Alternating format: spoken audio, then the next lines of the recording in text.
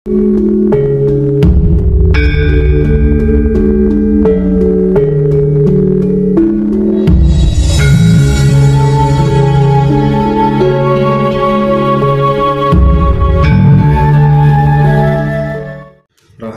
yang Jati Kusumo. Rahayu Mas. Malam ini penampilan yang Jati sangat berbeda, menyiratkan sebuah semangat yang menggelora terhadap nasionalisme bangsa yang Jati ya. Yang saya sebenarnya sangat tertarik karena sedikit banyak yang merupakan dianggap sebagai guru politiknya banyak anak-anak muda, teman-teman GMNI dan lain sebagainya. Saya ingin tahu bagaimana yang Jati Kusumo memandang atau mendefinisikan politik itu sebenarnya apa. Terus kalau bisa tolonglah yang bercerita masa lalunya ketika umur 1-5 tahun itu kira-kira bagaimana kegiatan-kegiatannya supaya menjadi inspirasi bagi anak-anak muda hari ini. Ya. Terima kasih. Saya juga merasa terima kasih kepada adik-adik itulah. Saya berpolitik itu sebelum itu perlu dijelaskan arti politik ya. Oleh karena itu kenapa mesti dijelaskan supaya orang-orang yang berpolitik memakai cap politik tidak ngawur, karena kalau ngawur nanti jadinya ya seperti sekarang ini, negara kita sudah berubah tidak sesuai dengan cita-cita kemerdekaan tapi masih ngotot terus gitu loh. Apakah politik itu, saya itu pernah jadi rektor di sekolah swasta ya di Malang ini, lulusan sarjana politik juga, ekonomi juga spiritual. Nah, politik itu artinya dari kata-kata poli dan etika, pergaulan yang penuh kesopanan dan kesantunan. Saya ulangi, politik dari kata-kata poli dan etika, artinya pergaulan yang penuh kesopanan dan kesantunan. Oleh karena itu menata suatu negara, duduk di dalam suatu lembaga politik harus ngerti tentang filosofis politik itu.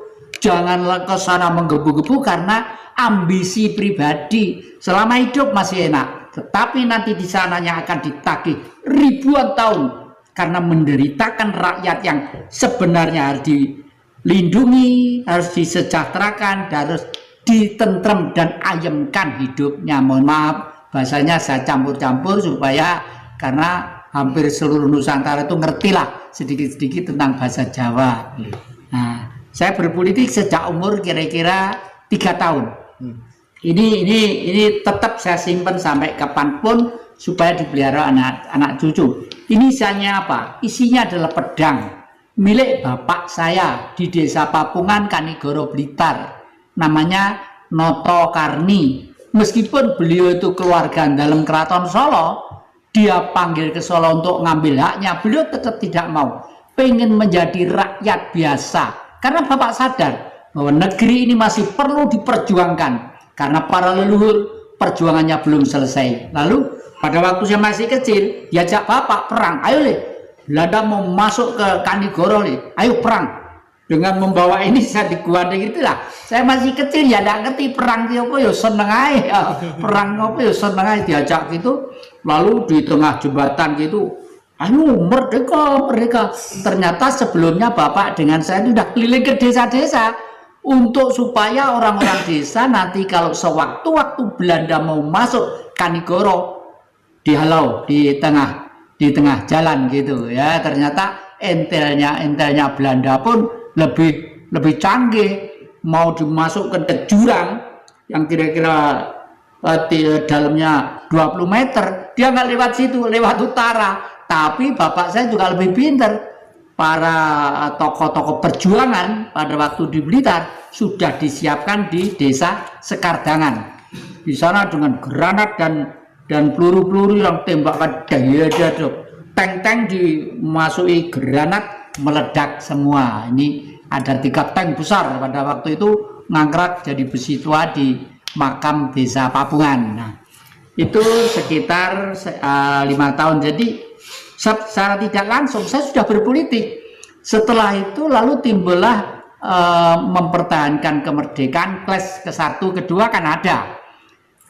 Bapak dengan keluarga semua bergerak ke Gunung Kidul di daerah Ludoyo. Saya masih ingat ditampung oleh seorang tokoh gunung yang namanya Mbah Sonto. Orangnya gede dulu, nun sewu kalau wayang kayak Yomodipati. Kalau ngomong tuh banter dan ikhlas banget. Orang desa itu ikhlas banget menolong para pejuang-pejuang itu. Kalau waktunya makan itu dipanggil semua. Kan di gunung jadi ayo kene padha mulih mangan iki lho gaplek wis mateng.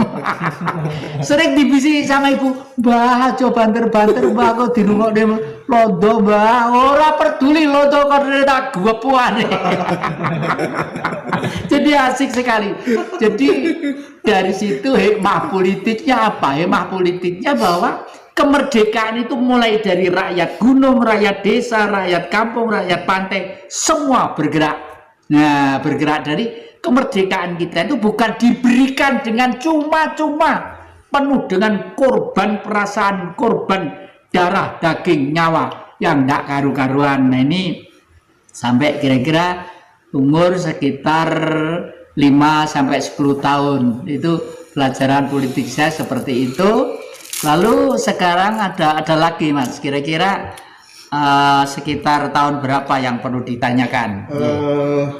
Barangkali gini yang saya dengar kabar yang itu waktu kecil katanya suka sama film, bro, suka bikin film perang-perangan begitu. Coba diceritakan sebenarnya. Ini juga lucu deh.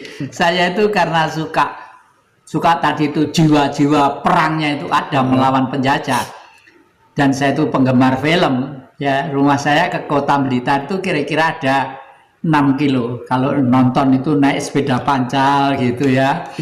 Waktu itu masih ingat bioskopnya itu namanya Irama gitu ya. Nah terus saya suatu saat pengen membuat bioskop gitu. Jadi orang-orang kampung, pemuda-pemuda itu saya kumpulkan, ayo nggak bioskop. Tapi di karcis ini loh bioskopnya gitu loh. Waktu itu duit kan masih benggol sama sen itu masih laku itu ya. Akhirnya depan halaman rumah saya di Desa Papungan dipuagiri keliling dengan belarak gitu ya. Terus diberi loket, orang-orang ya beli tiket, beli karcis pada nonton gitu, bayar dengan uang sen, uang benggol gitu. Ceritanya apa? Ceritanya perang. Jadi saya membuat misalnya segini wayang segini-gini yang saya kasih gapet, terus di sini ada lampu teplok itu ya. Saya kasih kerobong, terus saya kasih sinar ke sana. Kalau ini dijalankan di depannya kan sinarnya di sana. Jadi tank melawan ya. Sound systemnya ya mulut ini. Tapi yang nonton tuh penuh deh, penuh.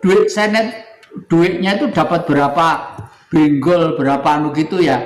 Tapi teman-teman saya kumpulkan itu itu yang nonton anak-anak, teman-teman. Orang tua-tua juga nonton itu.